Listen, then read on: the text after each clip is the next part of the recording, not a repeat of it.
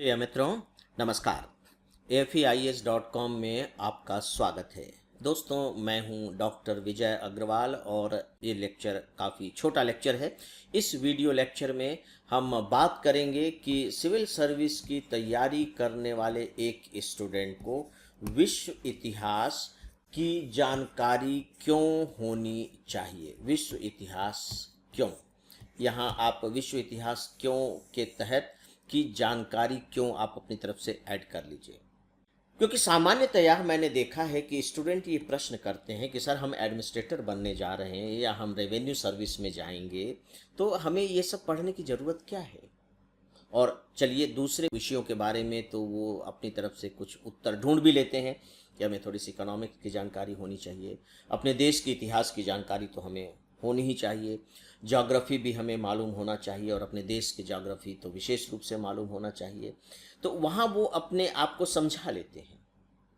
लेकिन मैंने देखा है कि जब विश्व इतिहास के बारे में समझने की बात आती है या खुद को समझाने की बात आती है तो इसके वो सटीक उत्तर नहीं ढूंढ पाते। उन्हें लगता है कि हम क्यों विश्व का इतिहास पढ़ें। तो यहाँ बस मैं आपको थोड़ी सी इसी बारे में कुछ जानकारियाँ देना चाहूँगा और मैं खासकर इस पर्पस से ये जानकारी आपको दे रहा हूँ क्योंकि हमको ये पता लग जाता है कि नहीं, इस विषय का ज्ञान हमें यह लाभ पहुँचाएगा, इससे हमको ये फायदे होंगे। तो डेफिनेटली उस विषय के प्रति हमारी जो धारणा है वो थोड़ी सी बदल जाती है। लगता है कि नहीं नहीं, ये भी हमारे काम की चीज़ है। सीधी सी बात है कि हम सब इतने स्वार्थी तो हैं ही कि जो चीज़ हमारे काम की नहीं होती है उसे हम तवज्जो नहीं देते हैं। हाँ, यदि पता लग जाए कि नहीं ये हमारे काम की चीज़ है, ये हमारे काम आ सकती है, तो बट नेचुरल है हम उसके प्रति सतर्क हो जाते हैं, थोड़ी सी ईमानदारी बरतने की कोशिश करते हैं, अपने रिलेशंस को उसके साथ बेटर बनाते हैं। तो यहाँ खासकर विश्व इतिहास के साथ आपके रिलेशन बेटर हो जाए, बस इस दृष्टि से मैं कुछ पॉइंट्स आपके सामने रखना चाहूँगा। लेकिन याद रखिए, मतलब ये मान करके चलिए कि मैं कुछ ज़बरदस्ती के रिलेशन बनाने की बात नहीं कर रहा हूँ। मतलब ज़बरदस्ती ठूसा ठासी करके मेरी कोशिश नहीं होगी कि नहीं मैं ज़बरदस्ती आपको इस बात के लिए बाध्य करूं या आपको भ्रम में रख करके आपको ये विश्वास दिलाऊं कि नहीं विश्व इतिहास आपके लिए इस दृष्टि से फायदेमंद होगा। ऐसा बिल्कुल भी नहीं है। मैं जो भी बातें आपसे कहूँगा, जो भी बातें मैं बताऊँगा, वो सब बिल्कुल यथार्थ पर आधारित हैं, वो अपने आप में सच ही हैं। और आप खुद महसूस करेंगे कि इतना जान लेने के बाद विषय के प्रति आपकी सहृदयता थोड़ी सी बढ़ गई है। और जैसे ही विषय के प्रति सहृदयता बढ़ेगी, मान करके चलिए कि आप थोड़े से उसके प्रति गंभीर हो जाएंगे और जैसे गंभीर होंगे उस विषय को समझना आपके लिए अपेक्षाकृत आसान हो जाएगा। राइट। आइए अब हम जानने की कोशिश करते हैं कि विश्व इतिहास क्यों। चलिए फ्रेंड्स, तो चूंकि आप सिविल सर्विस की तैयारी कर रहे हैं तो मैं पहले इसका फायदा आपको सिविल सर्विस की तैयारी की दृष्टि से ही बताता हूं, इसके क्या फायदे होंगे। नो डाउट कि अब आपके एग्जामिनेशन के सिलेबस में है तो जो मेंस में जो क्वेश्चन पूछे जाएंगे उसमें तो आपको फ़ायदा मिलेगा ही मिलेगा। यानी कि सिविल सर्वेंट बनने में इस विषय की जानकारी आपकी मदद करेगी, वो तो है ही, और इतना तो आप भी जानते हैं। लेकिन दो बातें इसमें और भी इम्पॉर्टेंट हैं जो मैं यहाँ बताना चाहूँगा, ताकि आप इस विषय को भी उतने ही प्रेम से हैंडल करें जितने प्रेम से आपने भारत के इतिहास को हैंडल किया है। पहली बात तो ये है कि आपको भारत का स्वतंत्रता आंदोलन, भारत का स्वतंत्रता आंदोलन ये आपको पढ़ना है और आपने पढ़ा भी होगा। भारत का स्वतंत्रता आंदोलन, एक बार आप विश्व के इतिहास को पढ़ जाइए। ताकि हो सकता है कि आपने विश्व का इतिहास अभी तक नहीं पढ़ा हो, मुझे नहीं मालूम है, लेकिन आप यदि भारत का इतिहास पढ़ चुके हैं और स्पेशली स्वतंत्रता आंदोलन का इतिहास पढ़ चुके हैं तो अभी आपकी एक स्थिति है, अब आप विश्व का इतिहास पढ़ जाइए। विश्व का इतिहास पढ़ने के बाद आप पाएंगे कि ये जो भारत का स्वतंत्रता आंदोलन है, इस स्वतंत्रता आंदोलन की जो समझ है वो आपकी बढ़ गई है, ऑटोमेटिक आपकी बढ़ गई है। इसलिए क्योंकि जो भारत में जब स्वतंत्रता आंदोलन की शुरुआत होती है तब तक आपको मालूम है कि विनिवेशीकरण का दौर दुनिया में शुरू हो गया था, है ना। दुनिया के कुछ देश ऐसे थे, खासकर अमेरिका जैसे देश, जो लगातार ये दबाव डाल रहे थे कि भैया जिन देशों को आप लोगों ने गुलाम बना रखा है आप उन्हें मुक्त कीजिए। मतलब पूरी की पूरी दुनिया में एक अलग तरह की आइडियोलॉजी की शुरुआत हो चुकी थी, जो आप साम्यवाद और समाजवाद में पाते हैं। इसके साथ ही साथ जो वर्ल्ड वार शुरू हो गए थे, जो क्राइसिस इन यूरोपीय देशों के अंदर पैदा हो गया था, मतलब आंतरिक समस्याएं पैदा होने लगी थी, उन आंतरिक समस्याओं ने भी उनको कमजोर किया और इस बात के लिए कहीं ना कहीं बाध्य किया कि भैया अब आप दूसरे देशों को गुलाम बना करके नहीं रख सकते। तो उस समय विश्व की स्थितियां क्या थी, वो कौन सी ताकत थी, वे कौन सी प्रवृत्तियां थी जिन्होंने एक तरीके से विनिवेशीकरण के लिए भी उनको मजबूर किया।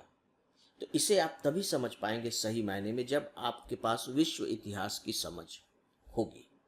और आपने महसूस भी किया होगा कि स्वतंत्रता आंदोलन के लेक्चर्स सुनने के दौरान या इससे रिलेटेड टॉपिक पढ़ने के दौरान कभी अमेरिका का नाम आ जाता है, कभी कनाडा का नाम आ जाता है, कभी आयरलैंड का नाम आ जाता है, या फिर आप पढ़ते हैं कि सुभाष चंद्र बोस जर्मनी गए, जर्मनी से फिर वो जापान गए, क्यों है, मित्र राष्ट्र कौन थे और धुरी राष्ट्र क्या थे।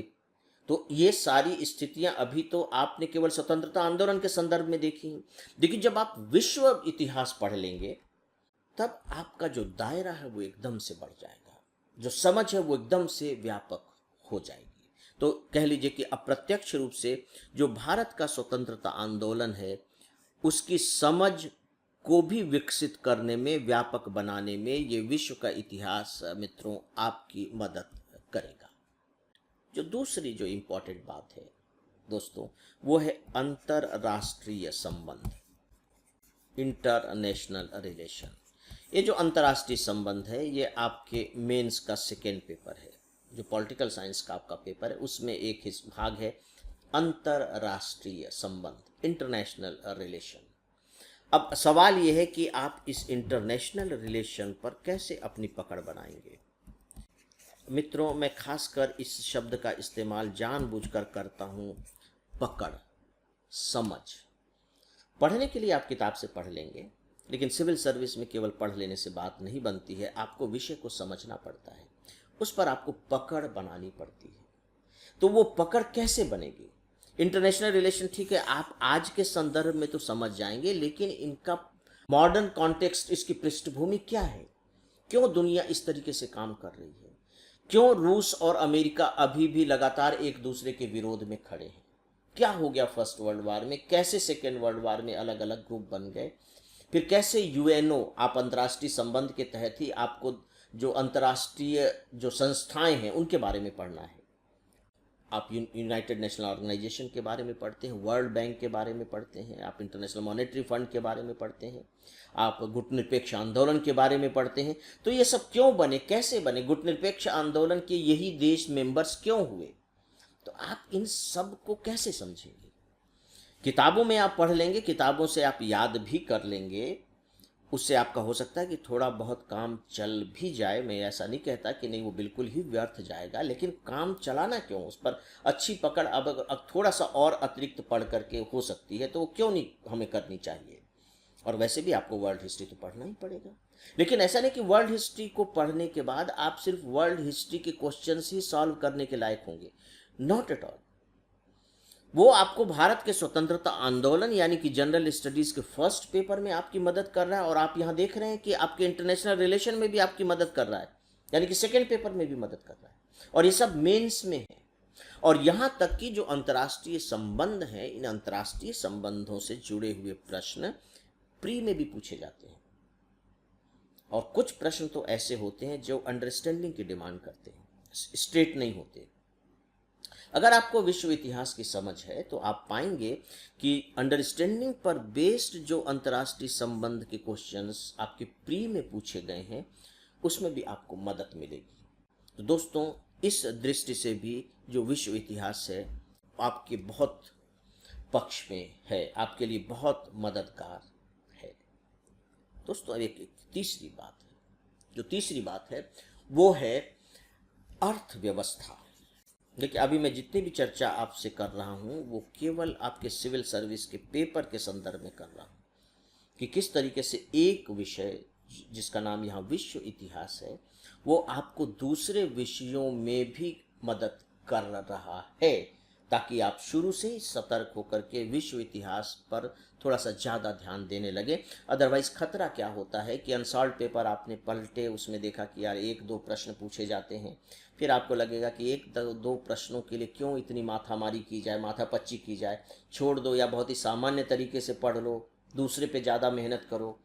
सामान्य तौर पर तो आप सही रणनीति बता रहे हैं, लेकिन जब आपको पता लगेगा कि नहीं दूसरे अन्य विषयों के बारे में आपके को कितनी मदद मिलेगी, कितनी हेल्प होगी, तो बट नेचुरल है कि फिर आपका नज़रिया बदल जाएगा। और अब जो है फ्रेंड्स वो है अर्थव्यवस्था। ये आपके थर्ड पेपर का हिस्सा है। आप देख रहे हैं कि वैश्वीकरण के बाद पूरी दुनिया एक बाजार बन गई है। तो अब आप इस विश्व अर्थव्यवस्था को समझेंगे कैसे? जब तक आप विश्व को नहीं समझेंगे, क्या आपको लगता है कि आप विश्व की अर्थव्यवस्था को समझ सकते हैं?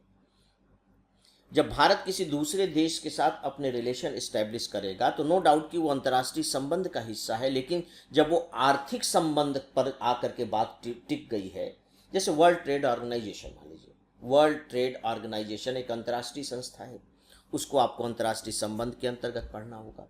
लेकिन वर्ल्ड ट्रेड ऑर्गेनाइजेशन में किस तरह की प्रॉब्लम्स आ रही हैं, उसमें किस तरह के विवाद पैदा हो रहे हैं, उसके सामने क्या क्या चुनौतियां खड़ी हो गई हैं, थर्ड वर्ल्ड कंट्री कैसे इसको लेकर के बड़ी परेशानी महसूस कर रहे हैं, ये अर्थव्यवस्था से जुड़ा हुआ सवाल है। तो इसको आप तब तक बहुत अच्छे से नहीं समझ पाएंगे जब तक कि आपको ये पता न लगे कि सेकेंड वर्ल्ड वार के बाद पूरी की पूरी दुनिया में किस तरह की अर्थव्यवस्था इमर्ज हुई। और ये आप विश्व इतिहास को पढ़ने के बाद ही जान पाएंगे, विश्व इतिहास की समझ के बाद ही आपकी ये समझ में आएगी। तो अब आप देखिए फ्रेंड्स की जो विश्व इतिहास की समझ है, आपको फर्स्ट पेपर में भारत के स्वतंत्रता आंदोलन की समझ को बढ़ा करके मदद दे रही है, सेकेंड पेपर में अंतर्राष्ट्रीय संबंध में आपकी मदद कर रही है, और थर्ड पेपर में अर्थव्यवस्था के बारे में वो आपकी मदद कर रही है। इस तरह से सिविल सर्विस में ही आपकी मदद हो रही है। और मैं यहाँ आपको ये भी बताना चाहूँगा, अगर हम फर्स्ट पेपर की ही बात को लें तो फर्स्ट पेपर और थर्ड पेपर में खासकर फ्रेंड्स अक्सर लिबरलाइजेशन को लेकर के प्रश्न पूछे जाते हैं, वैश्वीकरण को लेकर के प्रश्न पूछे जाते हैं। तो देखिए वैश्वीकरण को लेकर के जो प्रश्न पूछे जा रहे हैं, तो आपको जब तक विश्व की जानकारी नहीं होगी, भले ही वो पृष्ठभूमि के रूप में हो, मैं ये नहीं कह रहा हूँ कि विश्व इतिहास से सीधे सीधे आपको उत्तर मिल जाएंगे वैश्वीकरण के प्रभाव के बारे में, या वैश्वीकरण का क्या प्रभाव संस्कृति पर पड़ा, भारतीय संस्कृति पर क्या प्रभाव पड़ रहा है, तो इससे आपको विश्व इतिहास से तथ्य मिल जाएंगे। लेकिन विश्व इतिहास से एक दृष्टि आपको जरूर मिल जाएगी। तो इस तरीके से सिविल सर्विस की प्रिपरेशन में ही इटसेल्फ इससे आपको बहुत मदद मिलेगी। दोस्तों अब इसके मैं थोड़े से व्यावहारिक पक्ष पर आता हूँ। ये तो देखिए बहुत ही सीधे जो सिविल सर्विस है उससे जुड़ा हुआ था। व्यावहारिक पक्ष इसका ये है दोस्तों कि जब हम विश्व का इतिहास पढ़ते हैं तो कहीं न कहीं हमारी जो दृष्टि है वो वैश्विक बनती है, यानी कि एक वैश्विक दृष्टिकोण का निर्माण होता है। हमारी दृष्टि व्यापक होती है, यानी कि हम एक प्रकार से पूरी दुनिया के बारे में कुछ न कुछ जान रहे हैं। और जब हमारे पास वैश्विक दृष्टिकोण होता है तो हम जो भी निर्णय लेते हैं, याद रखिए, तो वो निर्णय संकुचित नहीं होते, वो निर्णय भी व्यापक हो जाते हैं। मान लीजिए कि आप अपना बिजनेस ही कर रहे हैं, मतलब थोड़ा सा भी बड़ा बिजनेस कर रहे हैं या करने के बारे में सोच रहे हैं, या अभी नहीं है लेकिन कौन जानता है आगे चल करके आप कोई बड़ा बिजनेस ही करने लगे।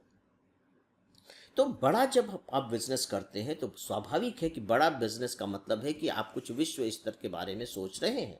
और अगर नहीं भी सोच रहे हैं तो आपके पास अगर दृष्टिकोण है तो आप सोचने लगेंगे कि नहीं नहीं ये भी तो किया जा सकता है। अदरवाइज तो दिमाग में कभी बात ही नहीं आएगी। अगर आपका दृष्टिकोण ही बड़ा नहीं है तो मान करके चलिए कि उसमें कभी कोई नया तथ्य, बड़ा तथ्य, व्यापक तथ्य आ ही नहीं सकता।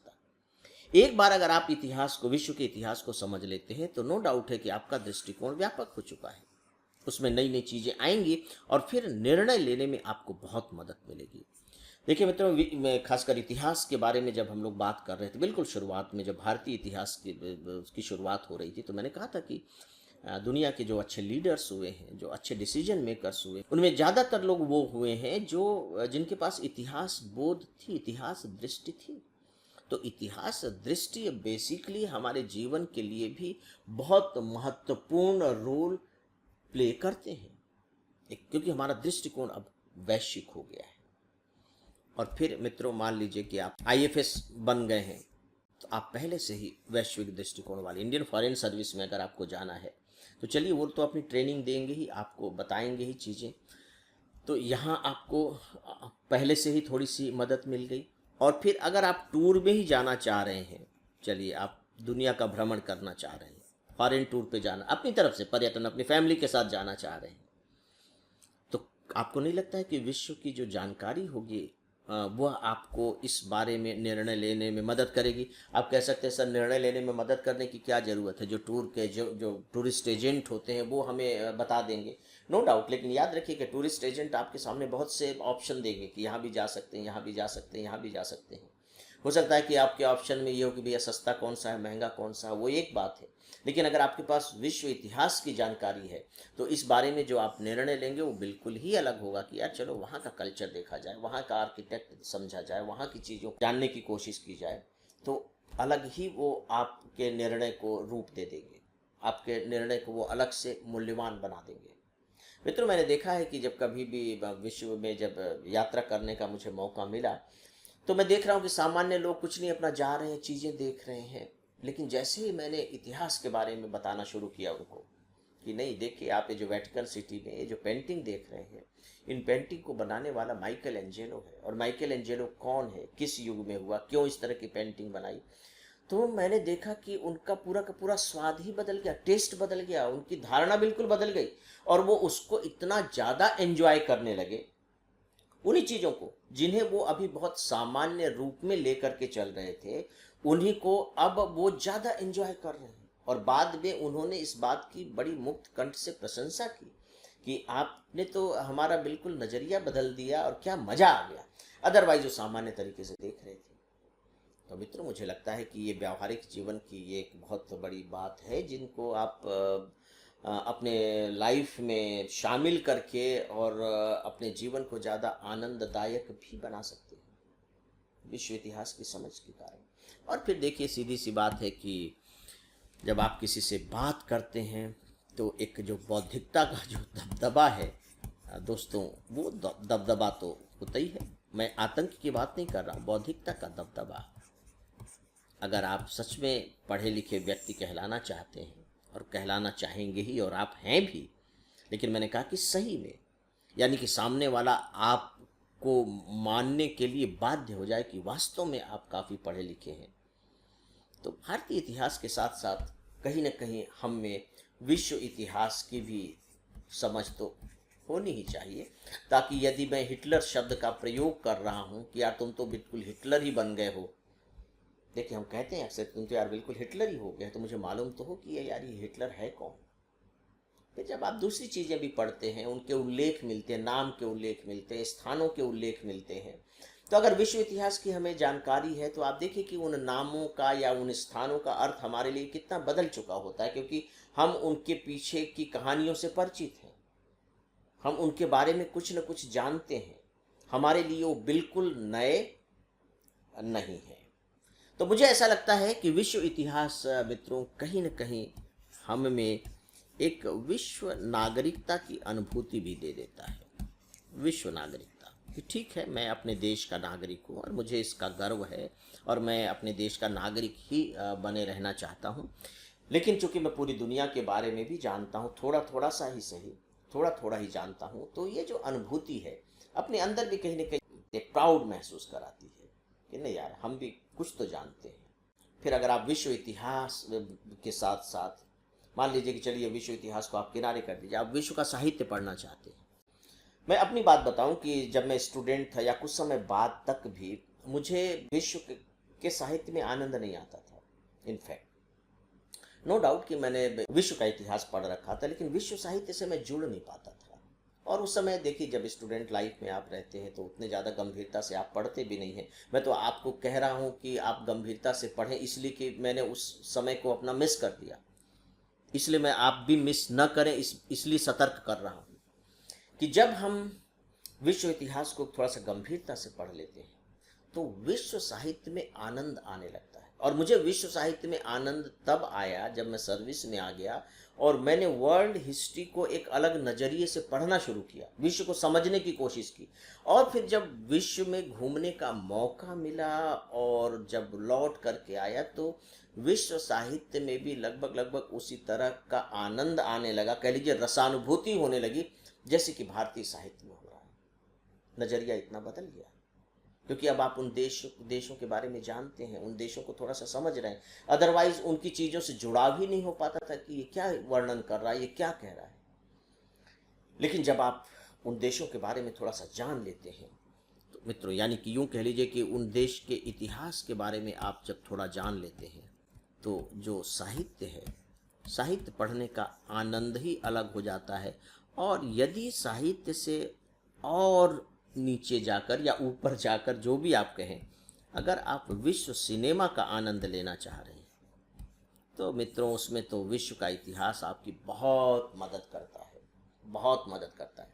इस सिनेमा का जो रसाबोध है, भरपूर आनंद आप विश्व इतिहास के माध्यम से ही मुझे लगता है कि उठा सकते हैं। तो मित्रों, ये मैंने कुछ बातें आपसे खासकर इस संदर्भ में कही है कि आपको विश्व का इतिहास क्यों जानना चाहिए।